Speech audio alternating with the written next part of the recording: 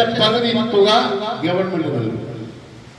ആ ഒത്തുതീർപ്പ് വ്യവസ്ഥ അന്നത്തെ മുഖ്യമന്ത്രി ശ്രീമാൻ ഉമ്മൻചാണ്ടിയുടെ കൈപ്പടയിൽ എഴുതി ഒപ്പിട്ടുകൊണ്ട് ഒത്തുതീർപ്പ് വ്യവസ്ഥ നടപ്പാക്കുമെന്ന് പ്രഖ്യാപിച്ചുകൊണ്ട് പിരിഞ്ഞ് മാസങ്ങൾ കഴിഞ്ഞിട്ടും ആ ഒത്തുതീർപ്പ് വ്യവസ്ഥ പാലിക്കാൻ കഴിയാത്ത സാഹചര്യത്തിൽ വീണ്ടും സമരം ആരംഭിക്കുമ്പോ ആ തുക നൽകിക്കൊണ്ട് പെൻഷൻ പകുതിയെ കൊടുത്തുകൊണ്ട് ഏതാണ്ട് 10 മാസം 11 മാസം പെൻഷൻ കുടിശ്ശികയാണ്. അവസാനം ഇറങ്ങിപ്പോകുമ്പോഴും പെൻഷൻ കുടിശ്ശികയാക്കിക്കൊണ്ടാണ് ഉമ്മൻചാണ്ടിയുടെ ഭരണം കേരളത്തിൽ അവസാനിക്കുന്നത്. അത് മാത്രമാണോ? അല്ല, അന്ന് സാമൂഹ്യക്ഷേമ പെൻഷൻ 18 മാസം കുടിശ്ശിക വെറും 600 രൂപ.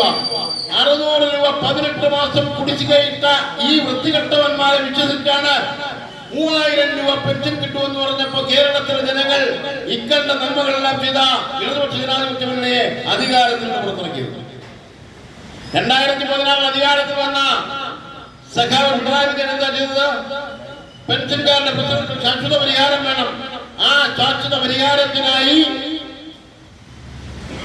ബാങ്കുകളുടെ കൺസോർഷ്യം രൂപീകരിച്ചു.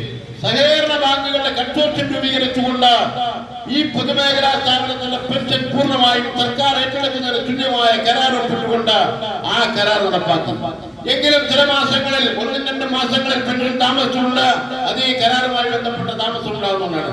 1 മാസം പോലും കുടിശ്ശികയില്ലാതെ ശമ്പളം 2 ഗഡുക്കളായി നൽകുമ്പോഴും മുഴുവൻ പെൻഷനും എല്ലാ മാസവും കൃത്യമായി കൊടുത്തുകൊണ്ട് ഇടതുപക്ഷ ജനാധിപത്യ മുന്നണി കേരളത്തിൽ ട്രാൻസ്പോർട്ട് ജീവനക്കാരനും പെൻഷൻകാരനും മനസ്സമാധാനമേകുന്ന ഭരണം നടത്തി. 10 വർഷം പൂർത്തിയാകുമ്പോ ആ ഗവൺമെന്റ് KSRTCയെ കണ്ണിലെ കൃഷ്ണമണി പോലെ ഈ പൊതുമേഖലാ സ്ഥാപനത്തെ പൊതുമേഖലയിൽ നിലനിർത്തുന്നതിനുള്ള നടപടികളുമായി മുന്നോട്ട് പോയി. അതിനകത്തൊന്നും ആർക്കും ഒരു സംശയവും ഉണ്ടാകേണ്ടതില്ല. അപ്പോഴും ചില അസ്വസ്ഥതകളുണ്ട്. DA തന്നില്ല, DA കൃഷിയാണ്.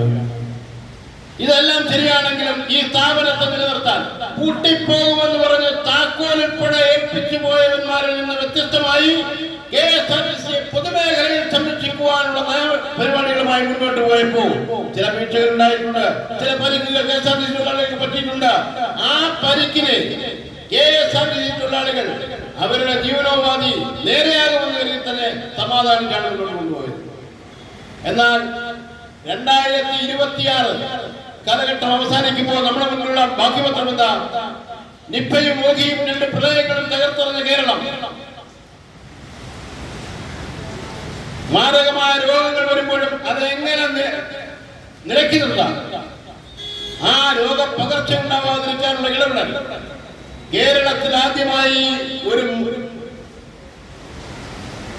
മന്ത്രി ഈ രോഗങ്ങളെ വിദേശത്ത് നേരിടുന്നതിനേക്കാൾ വിദഗ്ധമായി തന്നെ ആരോഗ്യമന്ത്രിയായിട്ടുള്ള സൈനികർക്ക് നേരിട്ടു. അവരുടെ ടീം അതിനെ നേരിട്ടു. അതിന്റെ ഫലമായി കൊറോണ എന്ന മാരക രോഗം ലോകത്തെല്ലാം അടക്കി വാണപ്പോഴും കേരളത്തിലേക്ക് കടക്കുവാൻ ഒരു കാരണവശാലും അനുവദിക്കില്ലെന്ന പ്രതിജ്ഞയോടുകൂടി അതിനെ നേരിട്ടു.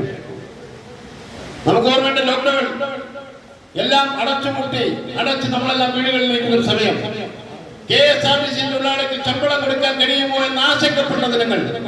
ആ ദിനത്തിലും ചക്രമുരുണ്ടില്ലെങ്കിലും KSRTC ജീവനക്കാരന് കൃത്യമായി ശമ്പളം കൊടുത്തുകൊണ്ടൊരു ഗവൺമെന്റ് ഇച്ഛാശക്തിയോടെ കൂടി പ്രവർത്തിക്കുന്നത് നാം കണ്ടു.